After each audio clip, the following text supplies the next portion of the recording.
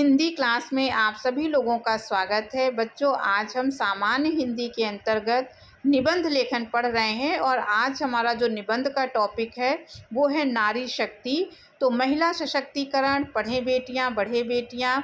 तो ये जितने भी महिला से संबंधित टॉपिक हैं ये बहुत ही हॉट टॉपिक है और ये परीक्षा में ज़रूर पूछा जाता है। आजकल नारी के ऊपर एक ना एक निबंध आपके परीक्षा में पूछ लिया जाता है, तो ये बहुत ही संभावित है आने वाली परीक्षा के लिए।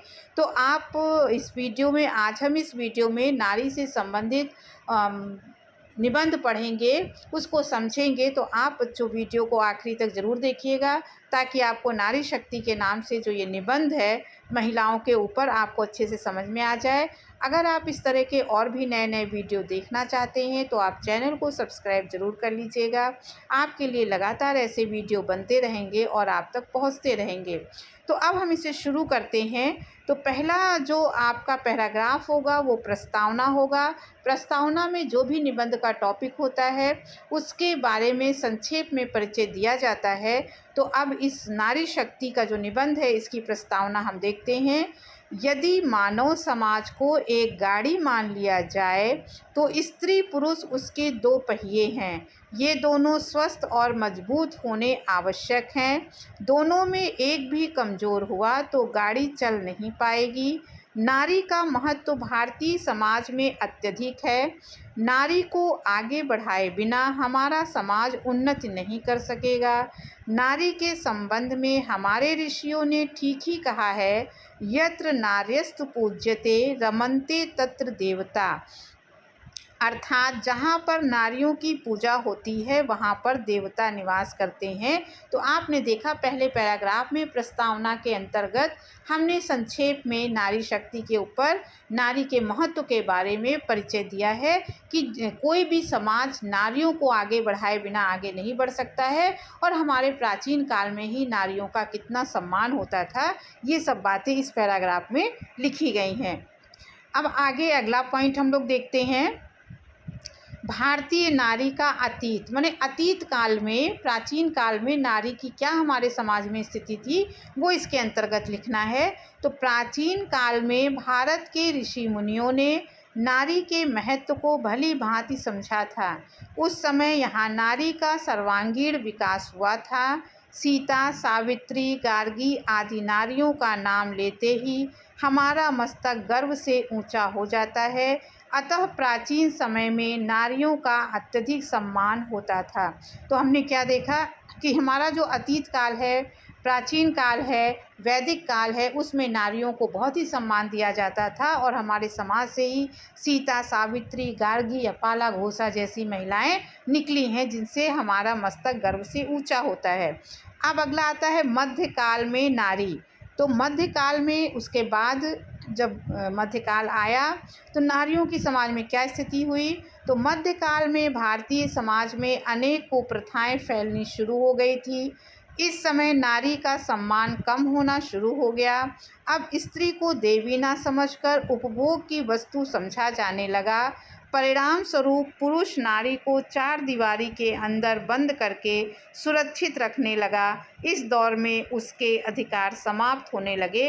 तो देखा कि मध्यकाल आते आते नारियों की जो स्थिति थी वो खराब होने लगी, उनके अधिकार छीने जाने लगे और उन्हें घर में ही कैद करके रखा जाने लगा। अब अगला देखते हैं नारी की वर्तमान स्थिति, माने इस समय नारी की हमारे समाज में क्या स्थिति है।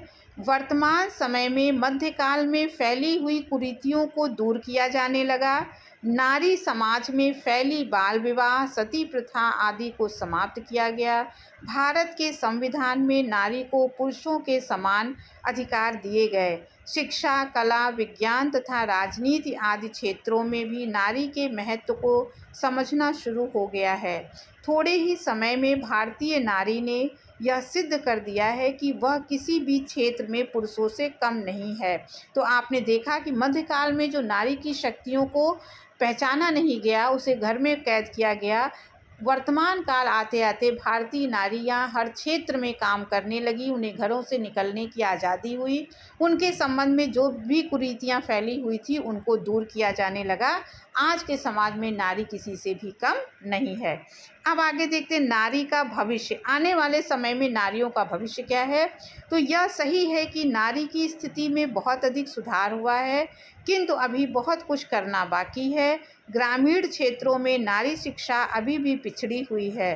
कुछ ही समय में भारत के सभी बालक व बालिकाएं शिक्षित हो जाएंगे। वह दिन दूर नहीं जब भारत में पुरुष और स्त्री दोनों समान रूप से उन्नति के पथ पर साथ साथ चलेंगे और स्कूल, दफ्तर तथा सेना तक में समान रूप से कार्य करते पाए जाएंगे। तो भविष्य में नारियों का जो भविष्य है वो उज्जवल है। जिस भी क्षेत्र में आज नारियां नहीं पहुंच पाई हैं, वहां भी वो भविष्य में काम करेंगी। अब अगला आता है उपसंहार।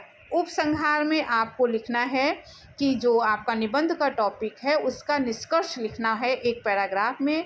तो इसमें हम देखते हैं इस निबंध में, बिना नारी के विकास के समाज अधूरा है। नारी किसी भी क्षेत्र में पुरुषों से कम नहीं है। वह पुत्री, पत्नी एवं माँ सभी रूपों में पूजनीय है। नारी के कल्याण एवं विकास की कामना करना प्रत्येक भारतीय का पवित्र कर्तव्य है। अब आपने नारी शक्ति के नाम से ये निबंध पढ़ा है, पर कोई और भी टॉपिक हैं नारी संबंधी जिसमें आप इस निबंध को लिख सकते हैं। तो कुछ टॉपिक देखते हैं, जैसे महिला सशक्तिकरण, दूसरा है बेटी बचाओ बेटी पढ़ाओ, और तीसरा पढ़े बेटियां बढ़े बेटियां। ये सारे जो टॉपिक हैं इस पर आप इसी निबंध को लिखेंगे। तो बच्चों, आपको निबंध अच्छे से समझ में आ गया होगा। आपको अच्छा लगा हो तो चैनल को सब्सक्राइब ज़रूर कीजिएगा, लाइक कीजिएगा, अपने दोस्तों को अधिक से अधिक शेयर कीजिएगा। अब अगले वीडियो में किसी और टॉपिक के साथ मिलेंगे।